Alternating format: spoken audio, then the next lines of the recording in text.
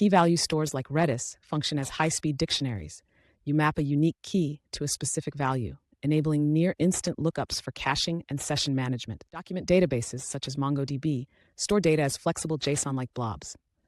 This schemaless approach allows developers to nest complex hierarchical data structures within a single record. Columnar databases like DuckDB optimize for analytical speed by storing data in columns rather than rows. This architecture allows the system to aggregate massive datasets in milliseconds. Wide column stores, exemplified by Cassandra, utilize partition-based scaling to handle petabytes of information.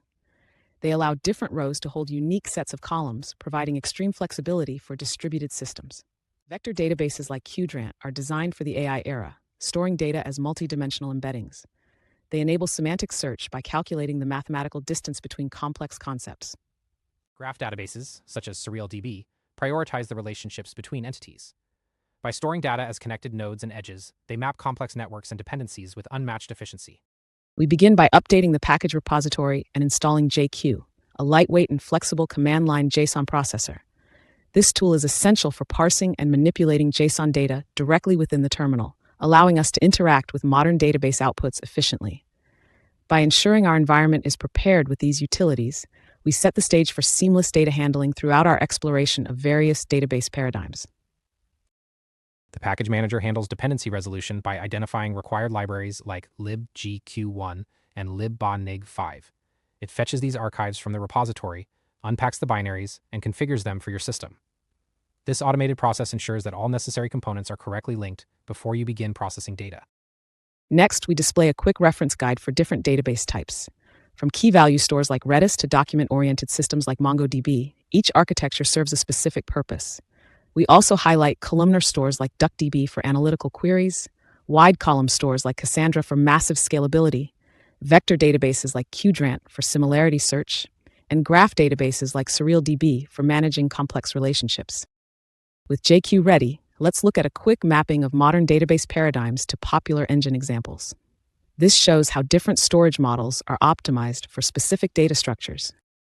Now we pipe a raw JSON string into JQ to demonstrate its formatting capabilities. The tool automatically parses the input and outputs a clean, color-coded structure.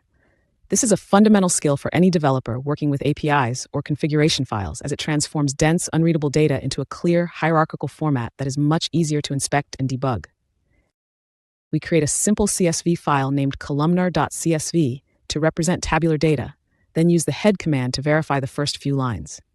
This demonstrates how to quickly generate and inspect data files in the terminal.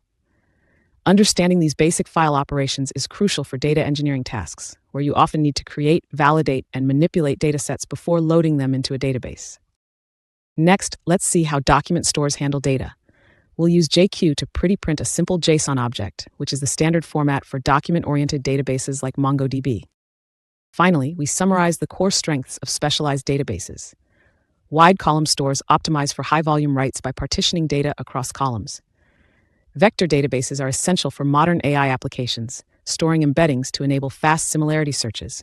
Meanwhile, graph databases excel at mapping intricate connections between nodes, providing a powerful way to query complex, interconnected datasets that traditional relational models often struggle to handle.